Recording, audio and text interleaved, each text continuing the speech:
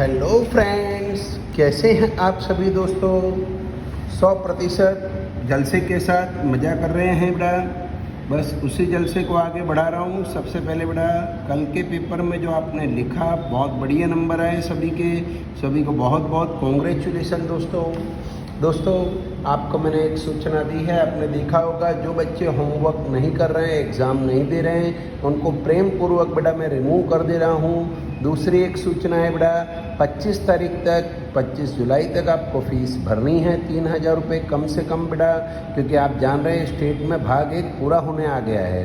तो दोस्तों अब आपको भी समझना है, नहीं भरेंगे बेटा तो फिर मैं उनको भी 25 तारीख यानी 26 तारीख को सुबह रिमूव कर दूंगा बेटा। तो अच्छा नहीं लगेगा मुझे भी आपको भी, इसलिए प्लीज़ सभी बच्चे फ़ीस भर दें।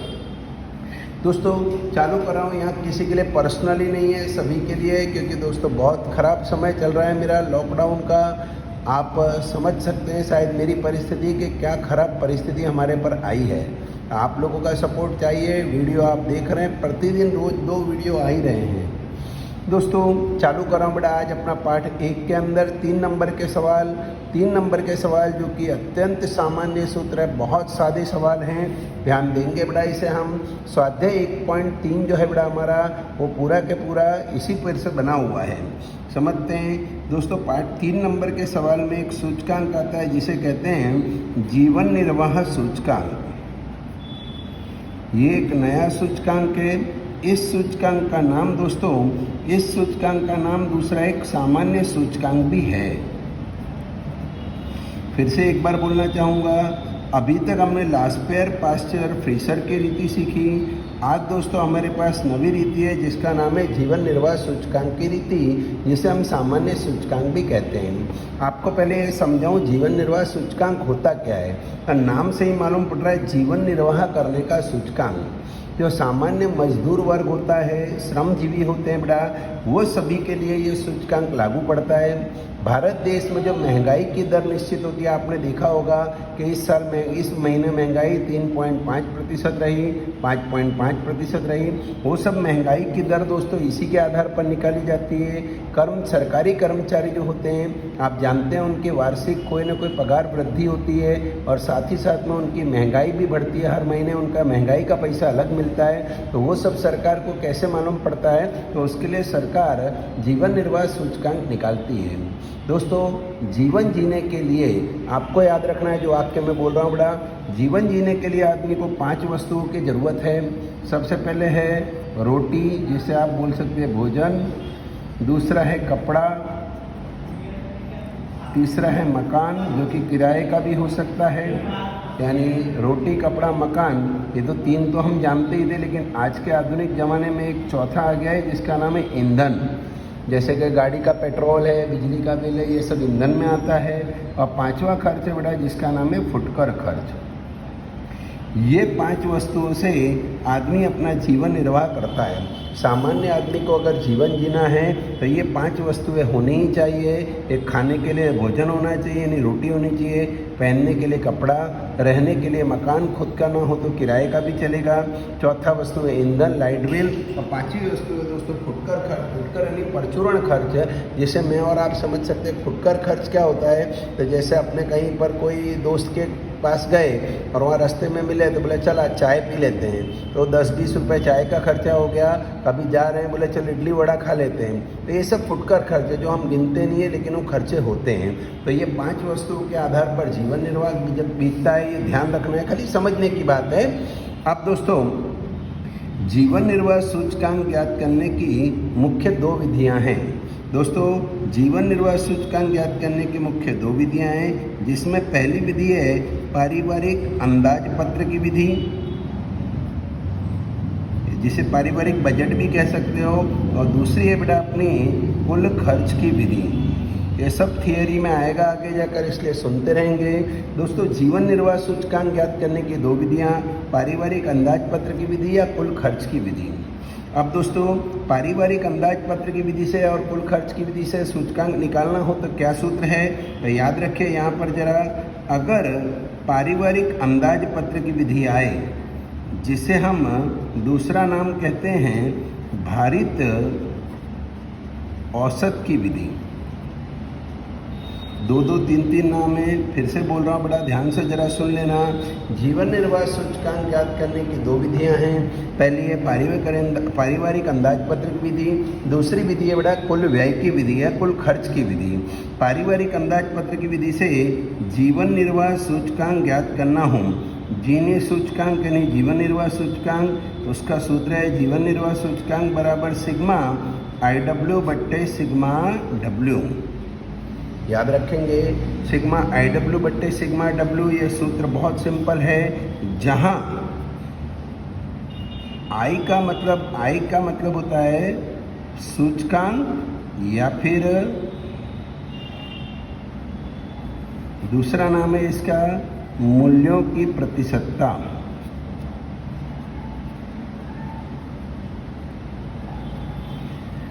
आई का नाम बेटा दो है, या तो आई को सूचकांक कहते हैं, मूल्यों की प्रतिशतता कहते हैं। दोस्तों आई अगर ना दिया हो तो आई ज्ञात करने का सूत्र है P1 बट्टे P0 गुणे 100।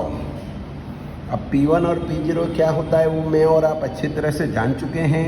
P1 यानी दोस्तों चालू वर्ष का मूल्य, P0 यानी आधार वर्ष का मूल्य, गुणे 100 निकाल लेंगे, आई आ जाएगा। बराबर दोस्तों, आई अगर कई बार सवाल में आई दिया हुआ तैयार होता है और कई बार सवाल में आई निकालना पड़ता है। अगर आई निकालना पड़े तो सूत्र है P1 बट्टे P0 गुणे 100, और अगर आई दिया हुआ है तो लिखा होगा सूचकांक लिखा होगा या मूल्यों की प्रतिशतता लिखा होगा। W, ये W को बोलते बेटा भार, अंग्रेजी में इसे वेट कहते हैं, इसलिए W का मतलब भार या फिर भारांक, ऐसा दो में से कोई भी एक शब्द दिया होगा, या इसको महत्व भी बोल सकते हैं। ठीक है, W का मतलब भार यानी वेटेज यानी भारांक यानी महत्व, इम्पोर्टेंटनेस। और दोस्तों अगर W ना दिया हो तो W ज्ञात करने का सूत्र है P0 इंटू Q0। दोस्तों फिर से एक बार पूरी कहानी समझा रहा हूँ। जीवन निर्वाह सूचकांक ज्ञात करने की दो विधियां हैं, पारिवारिक अंदाजपत्र की विधि और कुल खर्च की विधि। दोस्तों पारिवारिक अंदाजपत्र की विधि का दूसरा नाम है भारित औसत की विधि। इस विधि से अगर सूचकांक ज्ञात करना है तो जीवन निर्वाह सूचकांक बराबर सिग्मा IW बट्टे सिग्मा W, जहाँ आई का मतलब होता है सूचकांक या मूल्यों की प्रतिशतता। अगर आई सवाल में नहीं दिया है, आपको निकालना है, तो आई ज्ञात करने का सूत्र है P1 बट्टे P0 गुणे 100, और W अगर आपको दिया है तो उसका नाम भार होगा या भारांक होगा या महत्व होगा। अगर W नहीं दिया आपको ज्ञात करना पड़े तो P0 इंटू Q0। दोस्तों ये था पारिवारिक अंदाजपत्र की विधि। दूसरी विधि का नाम है बेटा अपनी कुल खर्च की विधि, या फिर जिसका दूसरा नाम है भारित माध्य की विधि। ये नाम याद रखने ही पड़ेंगे आपको बेटा। जो विधि दी है देखिए, तो भारित माध्य की विधि से जीवन निर्वाह सूचकांक ज्ञात करने का सूत्र है जीवन निर्वाह सूचकांक बराबर, सूत्र दोस्तों इसके लिए दो है, या तो लास्ट पेयर लगता है या तो पाश्चय लगता है। सूत्र है बेटा सिग्मा P1 Q0 बट्टे सिग्मा P0 Q0 गुणे 100। आप जानते हैं यह सूत्र लास्ट पेयर का सूत्र है, या इसको ज्ञात करने का दूसरा सूत्र भी है बेटा, जो सूत्र है जीवन निर्वाह सूचकांक बराबर, पाश्चय का सूत्र भी कभी कभी लगेगा। सूत्र आपको याद है सिग्मा PQ बट्टे सिग्मा PQ गुणे 100। पाश्चय का सूत्र था 11 बट्टे 01। अब ये सूत्र कब लगाना है, ये सूत्र कब लगाना है, यदि सवाल में Q0 दिया हो तो सूत्र नंबर पहला लगाना है, और अगर सवाल में Q1 दिया हो तो सूत्र नंबर दूसरा लगाना है। दोस्तों कुल खर्च की विधि से सामान्यतः इसी सूत्र से आपको सवाल ज़्यादा आते हैं। इस सूत्र का तो एकाध कोई सवाल दिया होगा तो ही दिया होगा, नहीं तो आपको सूत्र नंबर पहला ही लगाना होता है। फिर से एक बार पूरी बात समझा रहा हूँ, ये जितना भी है बेटा वो आपको चौपड़े में लिख लेना है। ये सूत्र हैं, इनके बिना आपको 3 नंबर के सवाल नहीं आएंगे। दोस्तों फिर से एक बार बोल रहा हूँ, जीवन निर्वाह सूचकांक ज्ञात करने की दो विधियाँ हैं, पारिवारिक अंदाजपत्र की विधि या कुल खर्च की विधि। दोस्तों पारिवारिक अंदाजपत्र जिसका दूसरा नाम भारित औसत की विधि है, उससे जीवन निर्वाह सूचकांक ज्ञात करने का सूत्र है सिग्मा IW बट्टे सिग्मा W। अब बच्चे सोचेंगे सर इसमें गुणे 100 क्यों नहीं आया, क्योंकि आई दिया है, आई यानी इंडेक्स नंबर, ये इसमें 100 आ जाता है, इसलिए यहाँ पर सूचकांक होने के बावजूद गुणे 100 नहीं आया। आई का मतलब होता है सूचकांक या मूल्यों की प्रतिशतता। आई अगर ना दिया हो तो आई ज्ञात करने का सूत्र P1/P0 × 100। डब्ल्यू जैसे भार या भारांक या महत्व कहते हैं, अगर डब्ल्यू ना दिया हो तो P0 सूत्र है। दोस्तों दूसरा सूत्र है कुल खर्च की विधि या भारित माध्य की विधि। इसमें जीवन निर्वाह सूचकांक इस विधि से ज्ञात करने में दो सूत्र हैं, या तो लास्ट पेयर का सूत्र या तो पाश्चे का सूत्र। लास्ट पेयर का कब, पाश्चे का कब? तो दोस्तों यदि Q0 दिया हो तो लास्ट पेयर का सूत्र, यदि Q1 दिया हो तो बड़ा पाश्चे का सूत्र। अब कई बार सवाल में लिखा होगा कि जीवन निर्वाह सूचकांक ज्ञात करो या सामान्य सूचकांक ज्ञात करो, पर विधि का नाम ही नहीं दिया होगा कौन सी विधि से निकालना है। पारिवारिक अंदाज पत्र से निकालना है, कुल खर्च से लिखना है, ऐसा लिखा ही नहीं है। तो आपको देखने का, अगर सवाल में आई या डब्ल्यू दिया हो तो दोस्तों आई या डब्ल्यू दिया हो, आई यानी सूचकांक, यस, और डब्ल्यू यानी भारांक। अगर सवाल में सूचकांक और भारांक आई और डब्ल्यू दिए हैं तो पारिवारिक अंदाज पत्र ही लगाना है। वैसे भी पारिवारिक अंदाज पत्र एग्जाम में बहुत ज़्यादा आता है। फटाफट दोस्तों इसका मैं आपको एक सवाल समझा दे रहा हूँ। आज होमवर्क में खाली यही सवाल आप करके फिर से मुझे भेज देंगे। समझ लीजिए जरा फटाफट में। स्वाध्याय 1.3 का क्वेश्चन नंबर पहला, ये बेटा क्या लिखा है, एक इलेक्ट्रॉनिक वस्तु के उत्पादन में उपयोगी 6 भिन्न भिन्न वस्तु विषयक सूचना निम्नानुसार है। उस पर से सूचकांक की गणना करिए। कौन सा सूचकांक निकालना यही नहीं लिखा है, खाली लिखा है सूचकांक की गणना करके उसका अर्थघटन करो। ठीक है, पहले आपको दिया क्या है वो समझो। वस्तुएं दिए ABCDEF, भार दिया है 5, 10, 10, 30, 20, 25। मूल्य सापेक्ष प्रतिशतता, मूल्य सापेक्ष प्रतिशतता दी। आपको ये समझना पड़ेगा, पहले भारांक यानी वेटेज यानी डब्ल्यू दिया है और मूल्य सापेक्ष प्रतिशतता यानी आई दिया है। ये भूल नहीं करना कभी बेटा। ये सवाल में क्या दिया है, कहीं कौन सा सूत्र लगाना है, पारिवारिक बजट अंदाज पत्र लगाना है, कुल खर्च लिखा ही नहीं है। अब मैंने देखा इसमें डब्ल्यू और आई है, पहले मैं ब्रैकेट खड़ा बना ले रहा हूँ जो इसमें आड़ा बना है। वस्तुएं ABCDE और F। ठीक है दोस्तों, पहले डब्ल्यू दिया है मुझे 5, 10, 10, 30, 20 और 25। आई दिया है दोस्तों मुझे 290, 315, 280, 300, 315 और 320। दोस्तों यहाँ केवल सूचकांक लिखा है, कोई सूत्र नहीं लिखा है। डब्ल्यू और आई दिया है। हमको सोचने का, दिए गए दो सूत्र में कौन सा सूत्र लगेगा, तो दोस्तों पारिवारिक अंदाज पत्र का लगेगा। लेकिन हम कोई नाम नहीं लिखेंगे क्योंकि कोई नाम इसने भी नहीं लिखा है, तो हम डायरेक्ट लिखेंगे हमारा सूत्र सूचकांक बराबर, क्या सूत्र है, सिग्मा IW/सिग्मा W।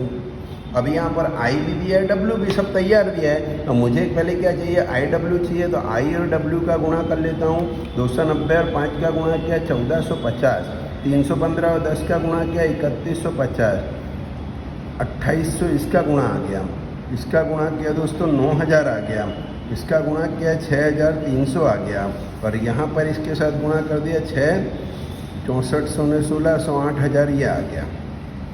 सिग्मा IW यानी IW का जोड़ कर देते हैं। चलिए कैलकुलेटर मेरे पास में ही है।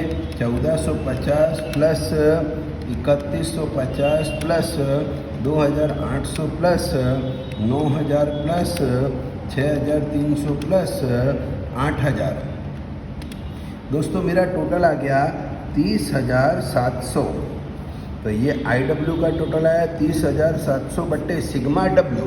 सिग्मा W ने W का टोटल कर लेता हूँ 15, 25, 25, 25, 50 और 100।